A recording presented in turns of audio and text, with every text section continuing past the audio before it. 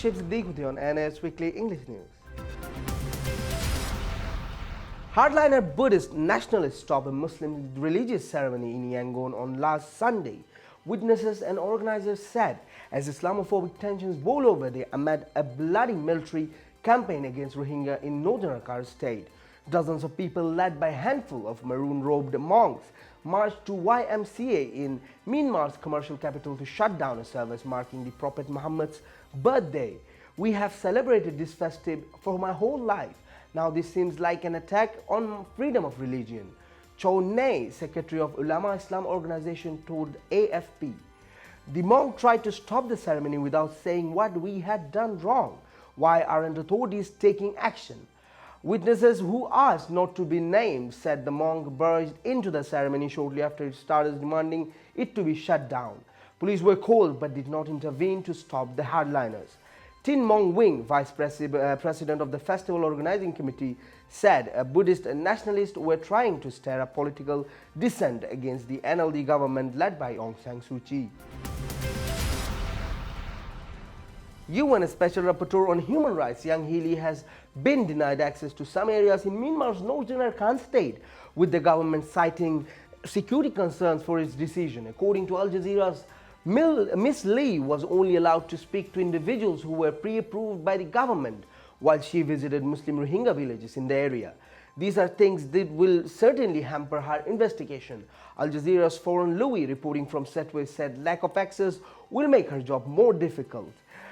As part of her 12-day visit to Myanmar, Lee is spending 3 days in Arakan, home to around 1.2 million stateless Rohingya, a Muslim minority that has suffered decades of poverty and repression and has been denied basic rights such as citizenship and freedom of movement.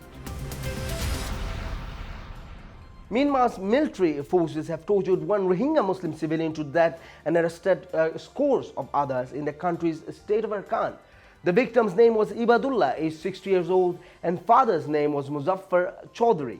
Local sources reported that the killings had taken place during the series of sporadic raids on a number of villages across the northern Budidong, adding that many other villages had also been severely tortured during a long-day siege. During the raids, at least 300 people from the Muslim minority group were reportedly beaten and detained, of whom 245 people were released after the extortion of ransom. Sources said dozens of women had also been molested during the siege and 3 other women have been gone missing.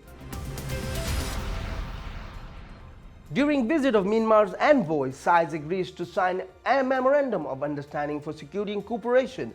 Using a quick action plan, Myanmar should take rapid measures to take home the hundreds of thousands of Rohingya living in Bangladesh.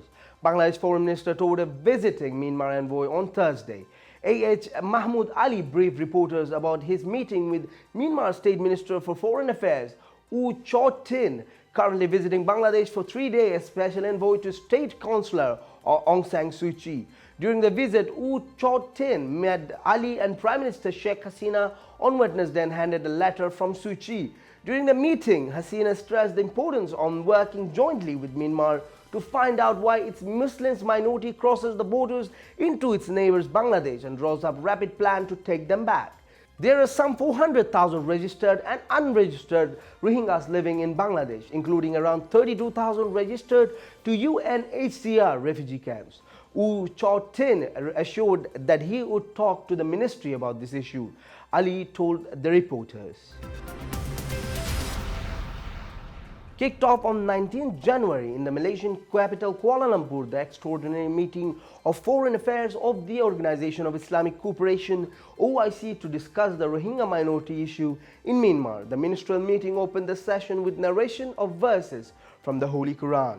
In his opening speech, Malaysian Foreign Minister explained that the aim of this meeting is to find a fundamental solution to the issue of Rohingya in Myanmar, noting that the Organization of Islamic Cooperation is seeking to find a solution to this humanitarian problem which has been exacerbated in recent times. And the Secretary General of Organization of Islamic Cooperation, Dr. Yusuf Al-Uthaymin, has expressed concerns about the military operations against Rohingya in Myanmar through hazardous campaigns that kills hundreds and displays thousands. He said in his speech, the Organization for Islamic Cooperation recorded condemnation of what happens to the minority Rohingya, explaining that human rights reports prove the existence of serious violation of human rights, including extrajudicial killing and denial of citizenship, also burning of houses, raping women and others. Malaysian Prime Minister Najib Razak said in his speech that what is happening now in the state of Arakan in Myanmar is very troubling, and Malaysia is following with great concern what else Rohingya minority may be amounted to crimes against humanity, said the Prime Minister Razak. And now to our international segment.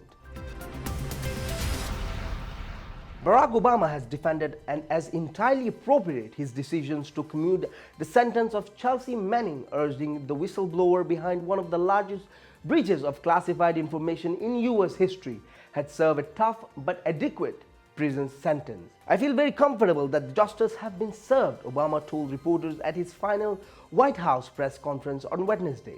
When asked about his move a day prior to commute the sentence handed down to Manning in 2013. Let's be clear, Chelsea Manning has served a tough prison sentence, Obama said, while rejecting critics who urged his action could encourage espionage and future leaks of classified information. The notion that the average person who is thinking about disclosing vital classified information would think that it goes unpunished, I don't think would get the impression from the sentence that Chelsea Manning has served. Manning, a former intelligence analyst in Iraq, has arrested 7 years ago for leaking more than 700,000 diplomatic cabal videos and documents to WikiLeaks that exposed the nature of war in Iraq and Afghanistan.